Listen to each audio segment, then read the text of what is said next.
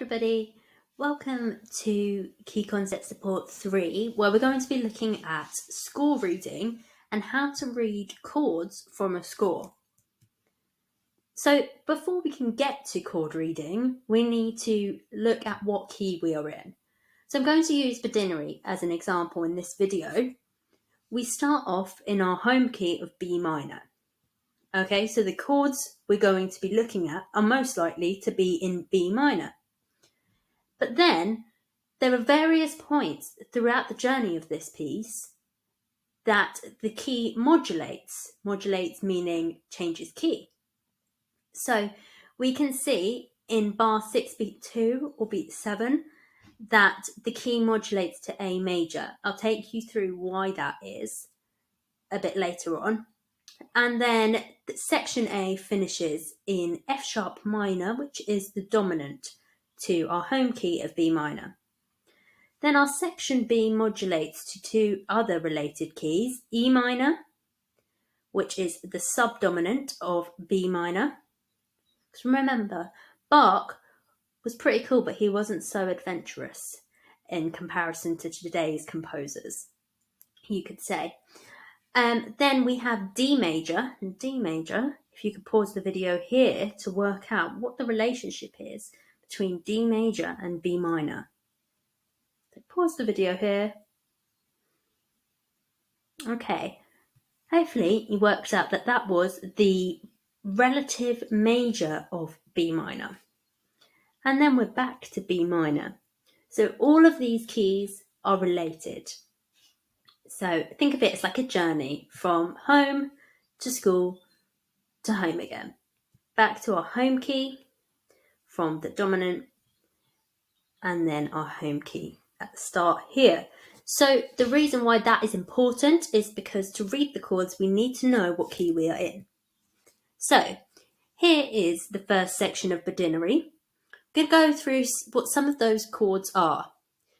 So I've got my B minor chords here. For example, in the exam, I do recommend writing out the chords so that you've got them there if you need them.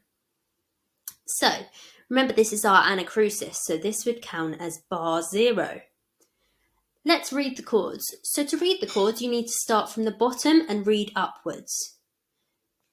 Don't forget, we've got a lovely and definitely not awkward alto clef here. So middle C will be the third line up or the third line down, the middle line. So let's read from the bottom up. Here, bass clef, so we've got B. Alto clef, we have D. Remember, because we count from C in the middle line upwards. So we get D. Then F sharp in the treble clef. And then B again. And then another B in the solo flute part. So from the bottom, we got B, D, F sharp. Okay, what chord on here do we think that corresponds with B at the bottom, D, and F sharp? That would be our tonic chord, so chord 1, and that would be in root position because B is at the bottom. Okay, then, so let's move on from bar 0 to bar 1. Here, at the bottom, we have a different note. So this is D, okay, alto clef, B, D, F sharp. Okay, so we've got D at the bottom, but then if we count up from the middle, C, D, E, F, G, A, B, we've got D, then B, then another D, then F sharp. Okay, so slightly different chord here. This one starts on D, but it's got all the notes of a B minor chord.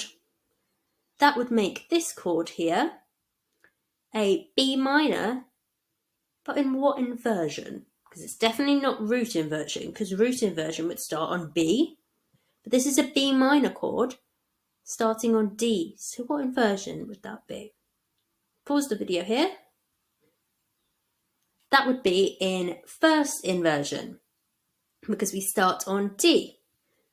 So let's move on to the next chord. The reason why I'm missing out this quaver here is because there aren't any notes here. So I'm going to look at the next chord along. So this would be F sharp. We need to work out alto clef, C, D, E, F sharp. Remember, because of the key signature. So we've got 2 F sharps so far. Then we have B, D. Okay. F sharp, B and D. That kind of looks like this chord, but it starts on an F sharp. So we know it's a B minor chord, but it's not in root position or first inversion. So what inversion is that going to be in? That would be a second inversion B minor chord.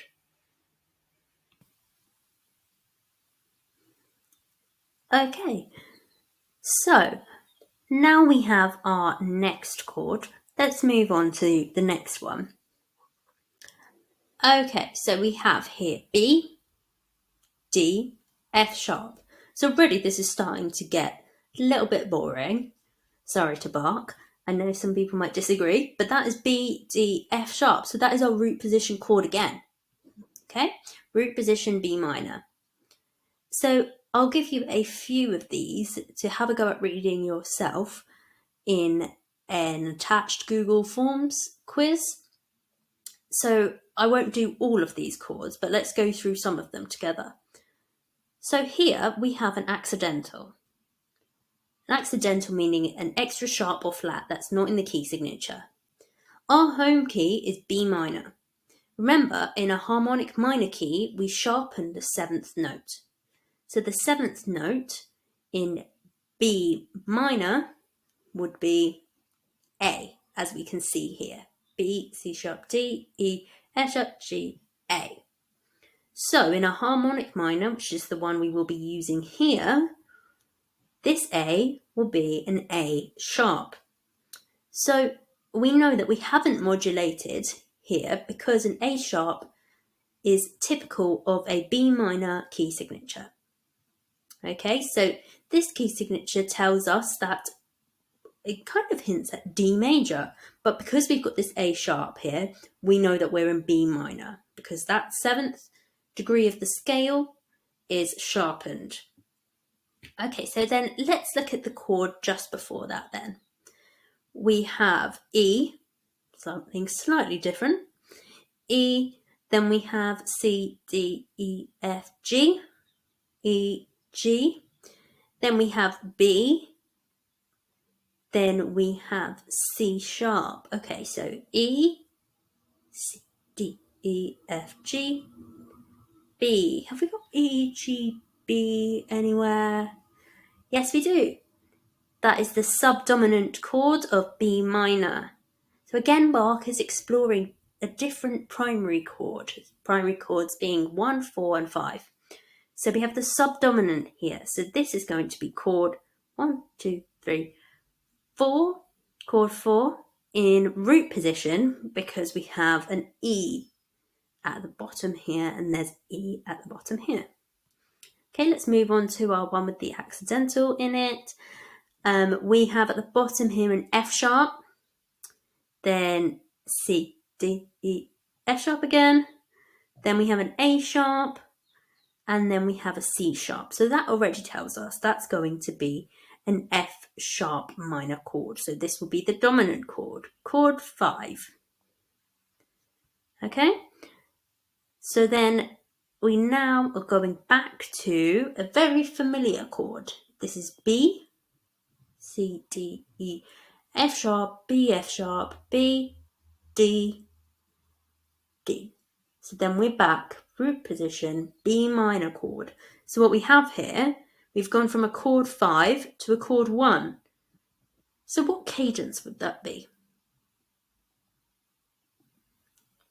So that would be a perfect cadence from chord 5 to chord 1.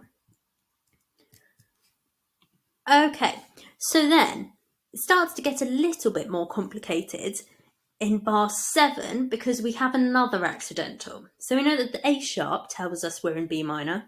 but we have a G sharp here. So if we go back to our journey through the keys, we have A major, and that makes sense because A major has 3 sharps in it, and we know that because of our circle of fifths. Okay, so we know that we're in A major. Now that makes a difference because now we need to read the chords in the key of A major, not in the key of B minor. So I have my A major chords here.